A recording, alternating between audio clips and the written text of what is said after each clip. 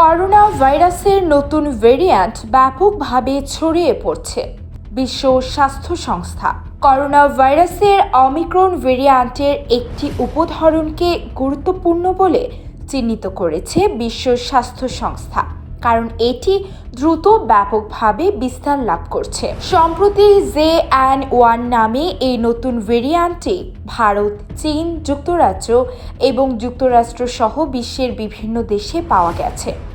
তবে বিশ্ব স্বাস্থ্য সংস্থা বলছে মানুষের মধ্যে এখনও এতে সংক্রমিত হওয়ার ঝুঁকি কম। এছাড়া বর্তমানে প্রচলিত টিকার মাধ্যমেও এর থেকে সুরক্ষা পাওয়া সম্ভব।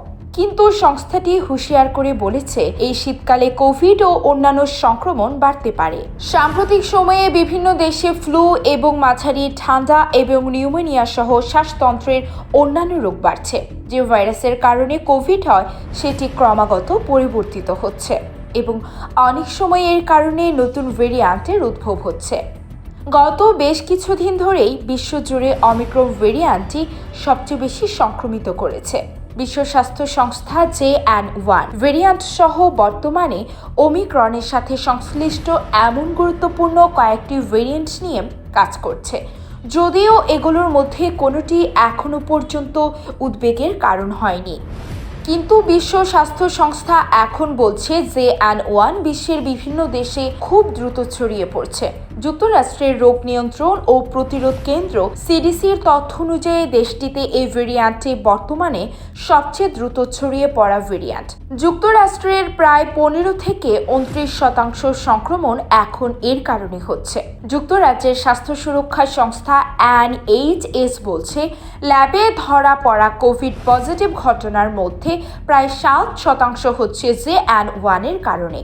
সংস্থাটি বলছে এই তথ্য এবং অন্যান্য ভেরিয়েন্টগুলো সম্পর্কিত তথ্যগুলো পর্যবেক্ষণ করা চালিয়ে যাবে তারা। কি জানা যাচ্ছে নতুন ভেরিয়েন্ট সম্পর্কে? বিশ্ব স্বাস্থ্য সংস্থা বলছে JN.1 সব এলাকায় দ্রুত ছড়িয়ে পড়ছে, কারণ এর একটি অতিরিক্ত স্পাইক প্রোটিন রয়েছে। ধারণা করা হচ্ছে যে এই ভেরিয়েন্টটি অন্যান্য ভাইরাল ও ব্যাকটেরিয়ার সংক্রমণের সাথে সাথে SARS-CoV-2 করোনা ভাইরাসের সংক্রমণ বাড়াতে পারে। বিশেষ করে যে দেশগুলোতে শীতকাল শুরু হচ্ছে সেখানে এর সংক্রমণ বাড়ার আশঙ্কা করা হচ্ছে। করোনা ভাইরাস আক্রান্ত হওয়ার লক্ষণ কি? রেসপিরেটরি বা শ্বাসতন্ত্রের সংক্রমণের লক্ষণ ছাড়াও জ্বর, কাশি, শ্বাস প্রশ্বাসের সমস্যাই মূলত প্রধান লক্ষণ। এই ভাইরাস ফুসফুসে আক্রমণ করে। সাধারণত শুষ্ক কাশি ও জ্বরের মাধ্যমেই শুরু হয় উপসর্গ, পরে শ্বাস প্রশ্বাসের সমস্যা দেখা দেয়। সাধারণত রোগীর উপসর্গগুলো প্রকাশ পেতে গড়ে 5 দিন সময় নেয়।